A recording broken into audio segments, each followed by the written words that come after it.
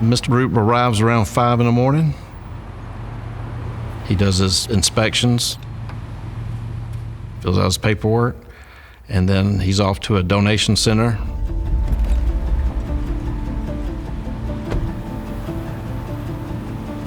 A typical day for Mr. Roop is about 10 to 11 hours of picking up and dropping off.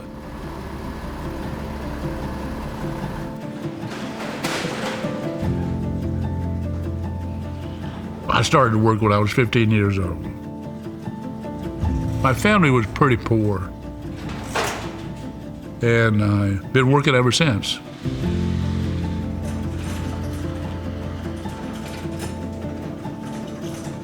I got the call about a new candidate looking for a driver's position. First thing I thought was, wow, I hope he can do this. And so I sat down to talk to him, and he told me about his experience. I started to work in 1982 for a truck line. I was there for 26 years. Then I retired from that. He said, I'm not ready to retire. I said, I got one question for you. Do you think you could do this physically? And without hesitation, he said, I can do it. And not only that, I can do it better than anybody else. It just might take me a little bit longer.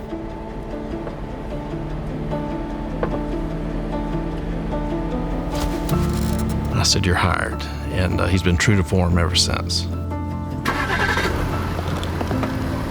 I enjoy it. It keeps me young, and it's a challenge for me, and I like challenges. So that's what it is.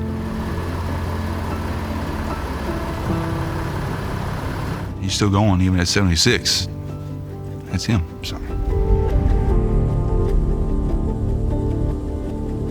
My son, Phillip, he's got Asperger's. When we first found out he had the Asperger's disease, the doctors told us he would never drive and go to school. When I met Phillip in 2007 at Goodwill, I was responsible for putting people with disabilities to work. Sometimes they're not sure what they're capable of, and some employers are not sure. And they don't actually have the patience for people who have barriers. And that's what I love about Goodwill. Our mission is to remove barriers, whatever that is. He's been working for Goodwill for 14 years. You know, he's came a long ways. I like the physicality of it. Get to meet new people. You know, from different backgrounds, different countries, different upbringings. When Phillip came to Jack's Beach, Phillip was very shy. I call him the gentle giant because he's such a humble soul. In high school, I was known as the weird kid that did weird stuff, like flap my hands. I played alone a lot.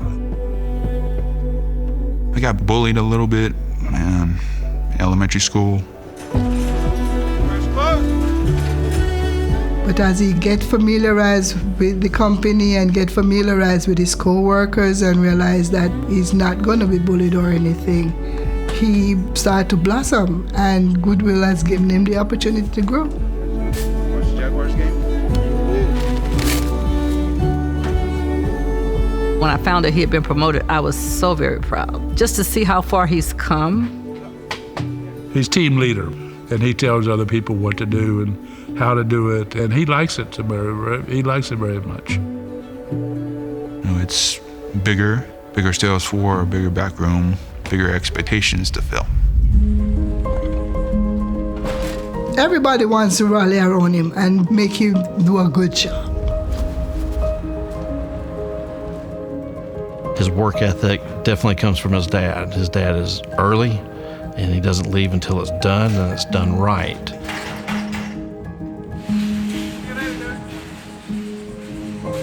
I'd say it's kept us closer. He's a good guy, a good dad. You know, he's taught me the majority of stuff I know. Hard work, you know, keep going, keep working. Goodwill is a good company to work for. I go to all the different stores and stuff like that, and I go to his store too. So I see him all the time. My wife and I are very proud of him. We're all different, so why should someone with a barrier be any different from anybody else? Goodwill is a place to support those who might need a little extra help.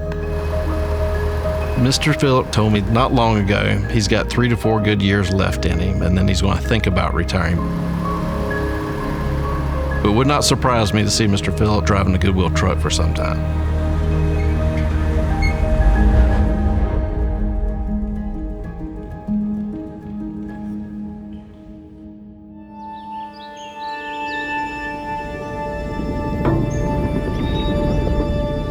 So I have a story for you.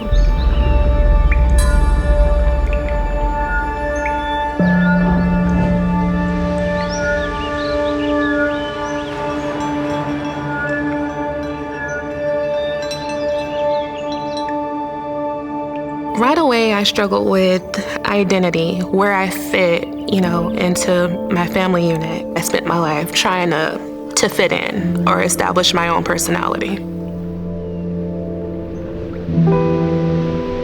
It's always easy to say who you think you are when everything seems to be going well, but who you truly are, it does appear when you face adversity. And for me, adversity isn't strange. So, with a very eventful life came some bad choices. So one of mine was with a high school sweetheart of mine. Some bad decisions that he made was to physically assault me, verbally, and then physically. And then the only thing that I can think about is my child didn't deserve this, and I wanted to get into a safe space. So me and my child, we went to a women's shelter, and I could just tell you that it wasn't the best, nor the worst, but you have to imagine being comfortable where you are, deciding to give that up for the unknown. I felt like I couldn't focus on the past because I felt like it would only keep me stuck. I've been through so much. It's second nature for me to be nurturing. I knew that I always wanted to be a nurse, and I felt like, you know what? This is the time that I can actually do what I want to do. Nia came to us after she completed an A-STEP application online. She came into my office, and that's where I began to get to know Nia and her story and how she could benefit from the A-STEP program. At that time, I can't say that I was exactly ready, but I knew what I wanted to do, and so that was the first step. A-STEP is a program that assists adults who are interested in pursuing an academic certification or even an associate's degree. We provide gap funding, and we provide them a college navigator who will support them on their journey. The thing about nursing school for a practical nurse is that you go every single day. It took a lot of dedication and hard work, but all I thought about was, if I put my mind to anything, I can get through it. It was plenty of times I was crying and had to use, the radio for support, but I definitely made it happen. And I ended up getting a 4.0 in my class. Walking with her through that journey, she was unstable when she came into the program, didn't have the resources to provide that stability, had to lean on family as much as they were willing to help. And now her being able to earn a livable wage and provide that stability for herself and for her son is amazing to see. When I thought about everything that I went through with the A-STEP, I thought about family, because I shared some of my most intimate stories, with Shaveda. I'm telling her about the reason behind my name change from the domestic violence. That's just something you don't willingly share with anyone. So it definitely helped change my life because it did give me the extra resources that I needed to finish my program. Without it, I wouldn't have known how I would finish because, of course, I have the drive and the grades, but everything today does take money. And so without that, I wouldn't have been able to be where I am today. So it did help me. It helped me tremendously, actually.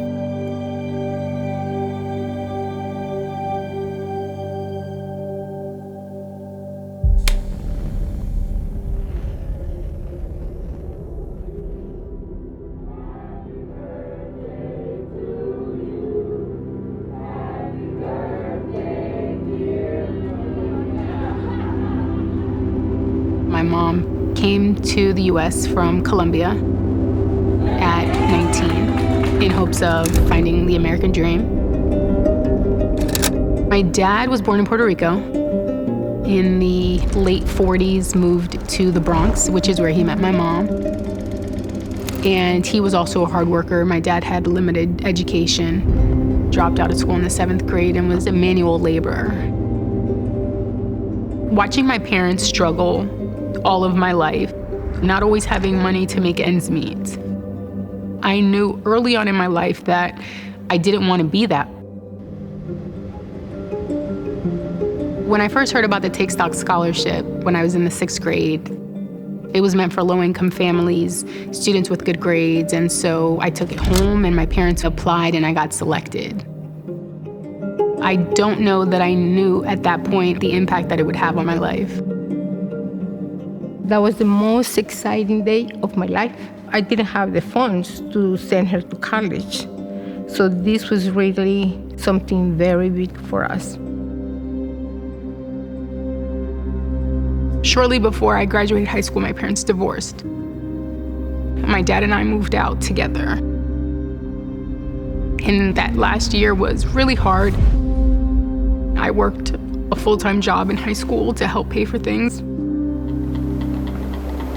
We lived in probably like a 500 square foot apartment. And so we were together every day, doing everything together, from cooking to washing clothes. And when I found out I got into UF, I was like, I'm going. And he was like, well, what about me? And that was really hard. Because I chose me in that moment. And going to school was the only way that I was gonna be able to get us out of like that situation we were in.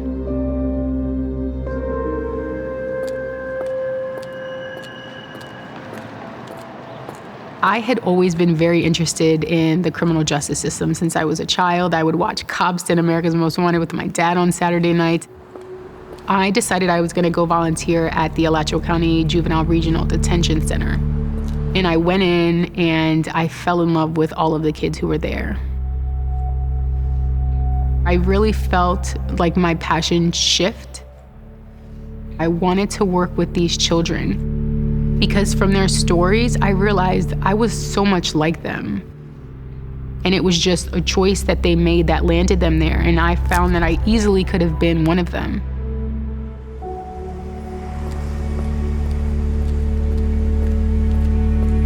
I have worked with the entire spectrum of clients. I have worked with homeless people, individuals with mental health issues.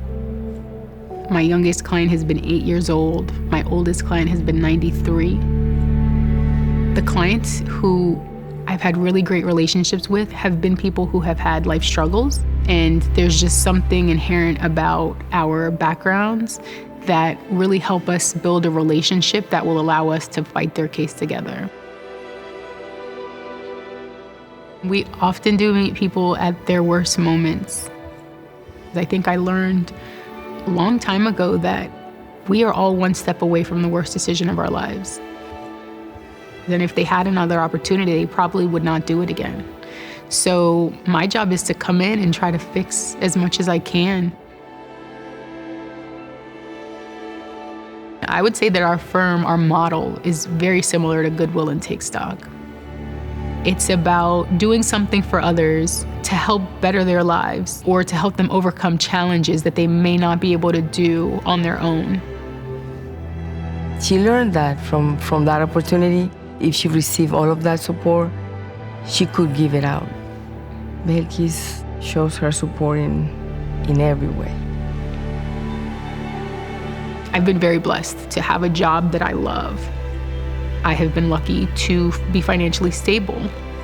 That is my goal, is to be able to help people in my family to not have to struggle.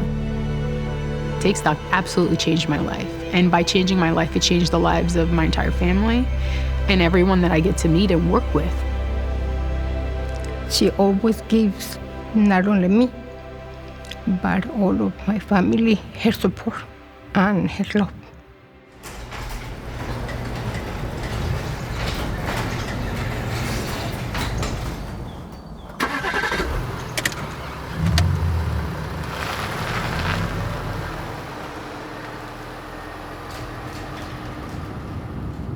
Health is so precious, and over the last few years, I have learned that nothing else really matters.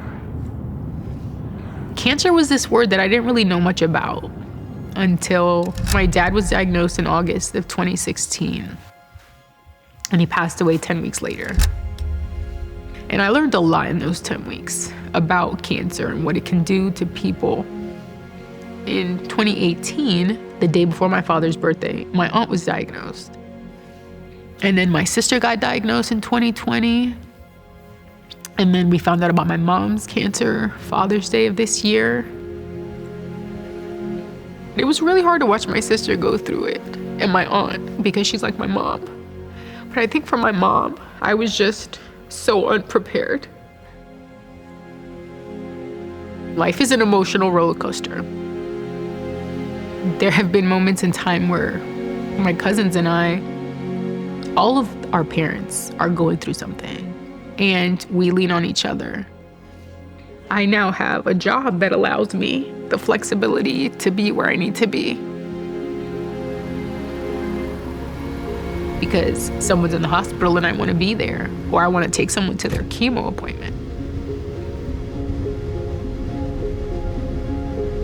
I have my family members who are very supportive for the good and the bad, and especially in the bad. Everyone shows up. Everyone is available to help with whatever it is, or just to sit in a room and not talk because emotionally we're spent. I've learned to appreciate things in a much different way. Although life has been hard sometimes, I'm very lucky that that little girl got picked in the 6th grade. It's been helpful with all that had happened. Someday, all I will have are gonna be the memories that we've created. And so I wanna make as many of them as I can. Family is first, always.